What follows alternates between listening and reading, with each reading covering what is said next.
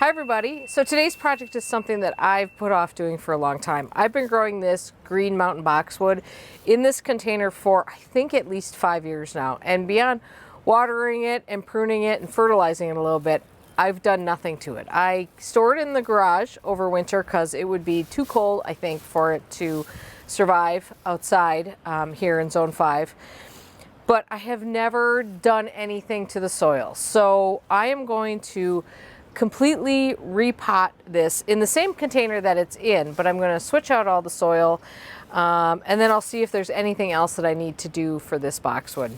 So I'm sitting under a pine tree and there are needles just falling all over my head right now.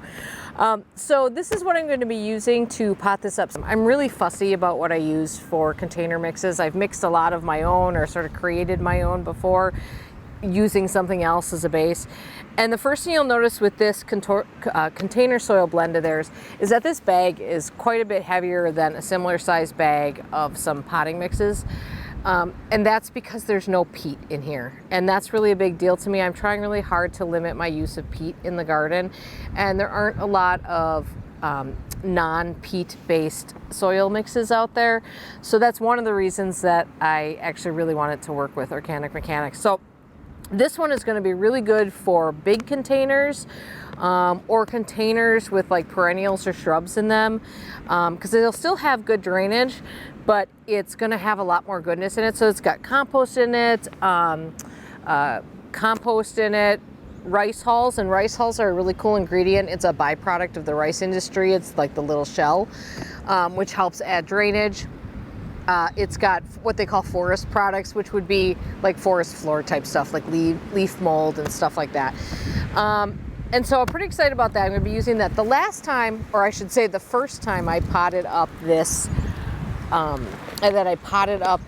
boxwood, I mixed my own soil for that. And I know I put in some compost, I put in probably some manure, I'm guessing, and I put in a lot of pine bark mulch to make sure that once I added all those things, there'd be a lot of drainage.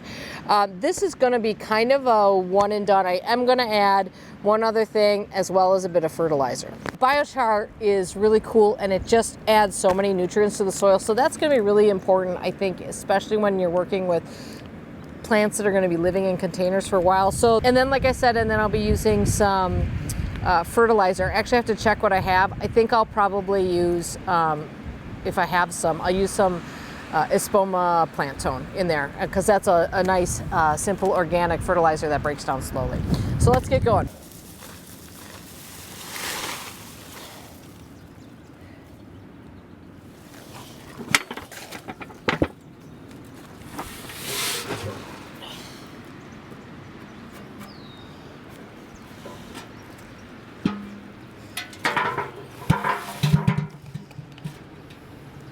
Okay, so that was really interesting and a little disturbing. A couple of things that I found when I got in there.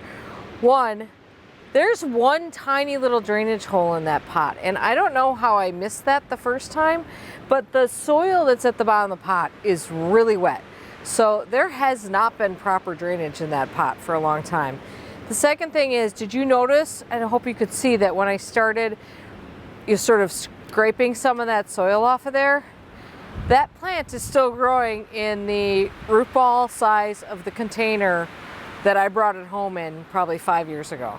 So this is going to be a little bit more involved than I thought it was. What I'm going to do is I'm going to get a hose in there and I'm going to try super heavy, thick clay soil on there.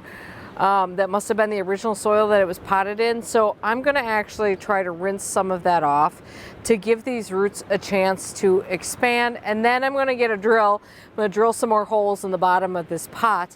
I'm just really shocked at myself that I didn't do that the first time, but I don't know what happened. Anyway, so now we're going to do that and then we're going to see where this goes.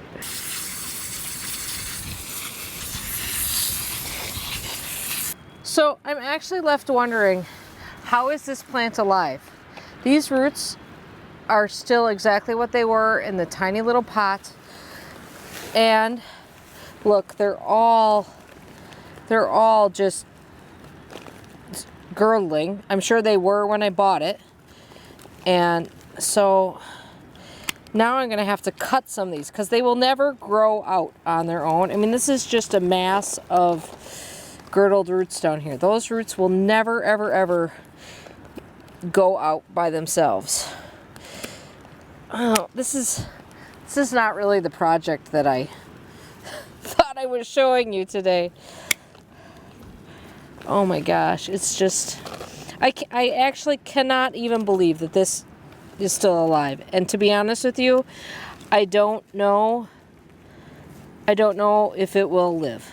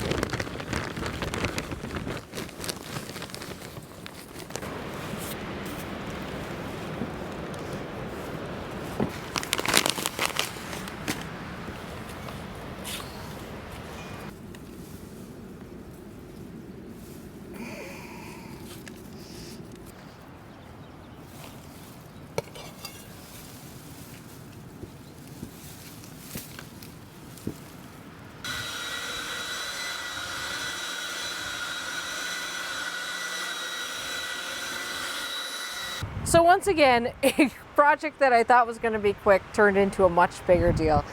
I don't honestly know how this boxwood is going to do. Hopefully it does well, but you know, looking at those roots, I don't know how well it'll do in there. Anyways, I'm going to keep this watered. We'll try our best. And I am not, although it's a little misshapen right now and it would benefit a lot from a bit of pruning, I'm gonna wait because we're still not out of the danger of frost here, and I would hate for any new growth to get nipped. So I'm gonna wait a little bit, and it's had enough trauma in its life today. So I'm just gonna take it easy on it for a little bit, and we'll worry about the shape of it later. So I hope you're having a good day in your garden, and I hope your quick projects go quickly.